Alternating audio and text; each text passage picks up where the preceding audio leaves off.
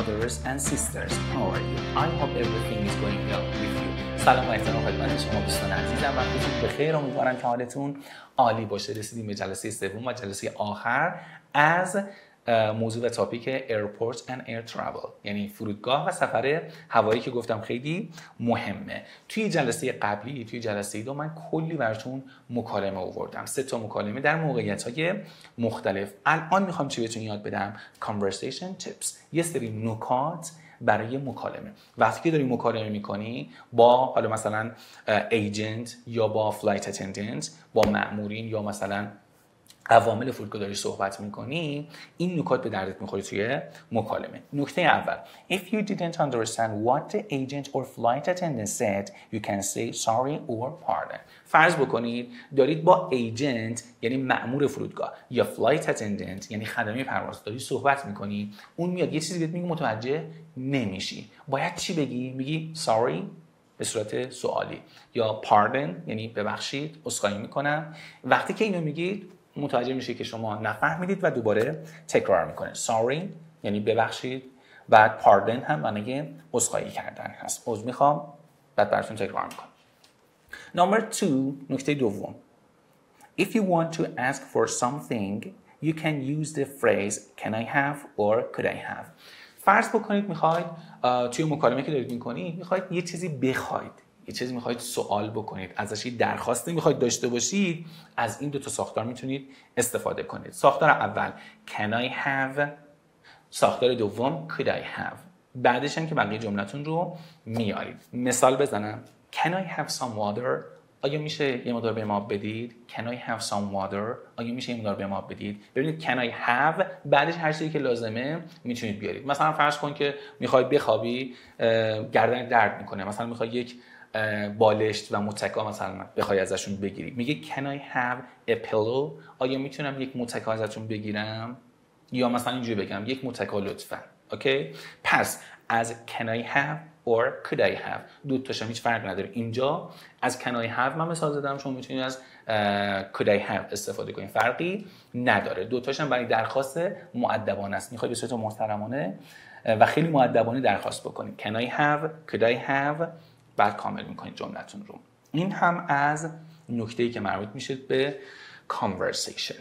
اوکی، خب دوستان بریم سراغ قسمت و پارت آخرمون، announcement at the gate. ما گفتیم یه سری اعلان ها داریم دیگه توی فرودگاه، درسته؟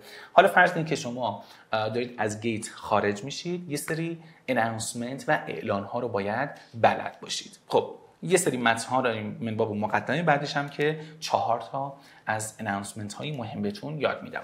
Airports are divided into terminals.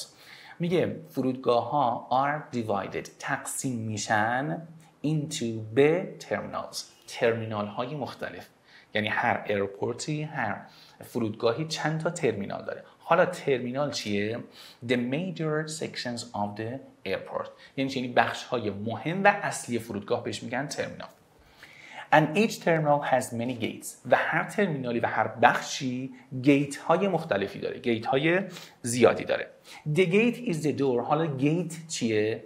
The gate is the door you go through to enter the airplane. میگه گیت اون دریه که شما ازش عبور میکنی. Go through معنی عبور کردن، ازش عبور میکنی to enter، تا اینکه وارد بشی. اینتر معنی وارد شدن، تا اینکه وارد بشی به چی؟ The airplane، به هواپیما. Here are a few announcements. اینجا یه سری announcement ها و اعلان هایی رو داریم که you might hear، باید شما حتما بشنوید while you are at the gate، وقتی که شما توی گیت هستید. Waiting for the plane to board، شما نشستید اونجا و منتظر سوار شدن هستید. Waiting معنی منتظر شدن، منتظر هستید در فرودگاه for the plane to board، برای اینکه سوار هواپیما بشید. اوکی، این announcement ها رو میتونید بشنوید، اینها رو بهتون میگن. حالا چیا هستن؟ نمبر 1 یکیشون این هست Iran Airlines flight 750 to Miami is now boarding.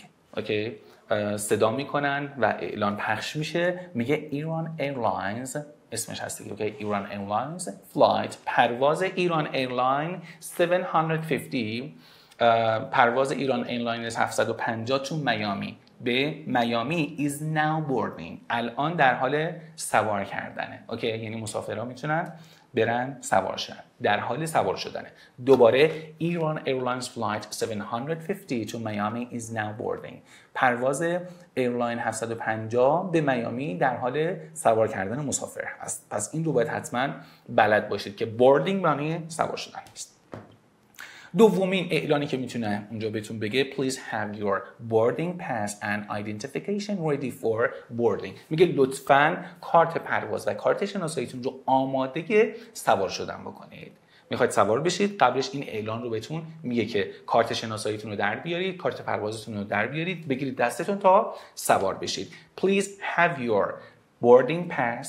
لطفاً داشته باشید بوردینگ پستون رو، یعنی کارت پروازتون رو، and identification به معنای کارت شناسایی.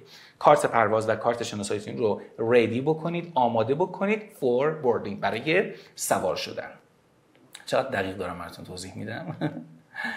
و اما سومین اعلان we would now like to invite all passengers to board. میگه الان دیگه میخوایم دعوت بکنیم، invite معنی دعوت کردن، دعوت بکنیم از همه مسافرها to board که سوار بشن. آماده شدن، کارتشون رو گرفتن دستشون، بعد invite میکنه، دعوت میکنه که مسافرها سوار بشن. و اما مورد آخر this is the final boarding. دیدید دیگه، میگه مثلا خب برای آخرین بار داریم چیز میکنیم، اعلان رو یا فراخوان رو میدیم که بیاید سوار بشید، یعنی دیگه بعد از این اعلان نمیکنن و تیک آف میکنه هواپیما. میگه this is the final boarding. این آخرین فراخوانه، آخرین باریه که داریم اطلاع میدیم for Iran Airlines flight 750 to Miami. این آخرین فراخوان و آخرین دعوت برای سوار شدن به هواپیما هست. اونم که دیگه Airline flight 750 هم که پرواز شماره 750 به میامی هست. اوکی، این هم از نکات و اناونسمنت هایی که توی گیت میتونید شما لازمتون بشه. خب دوستان، اینها رو حتما باید شما بلد باشید. این 4 تایی که من براتون گفتم اناونسمنت، اعلان ها هست دیگه، یعنی اینا رو بلد نباشید اصلا متوجه نمیشید که کی در واقع از شما خواستن که برید سوار هواپیماتون بشید. اینا رو حتما باید بلد باشید. خب دوستان، به همین مقدار اکتفا می‌کنیم. بحث مربوط به تاپیک Airport and Air Travel، یعنی فرودگاه و سفر هوایی، خیلی پروپیمون بود. من به نظرم جز اون تاپیک هایی بود که به شدت لغت داشتیم توش. حتما لازمه که اینها رو حفظ بکنید، خودتون رو توی موقعیت‌های مختلف در نظر بگیرید، سعی بکنید مکالمه ها رو تغییر بدید، سعی بکنید با پارتنرتون کار بکنید تا اینها رو فراموش نکنید. علاوه بر همه اینها، توضیحاتی که در مورد این تاپیک دادم، تاپیک های قبلی رو هم حتما مرور بکنید. ببینید بچه‌ها، من همیشه به زبان آموزان میگم اگر میخواید توی زبان موفق بشید، باید 1 تمرین بکنید، 2 مرور داشته باشید. و البته این سومی هم که در واقع کلیه و اون که ما صبر داشته باشید. ببینید، شما تمرین نکنید موفق نمیشید، درسته؟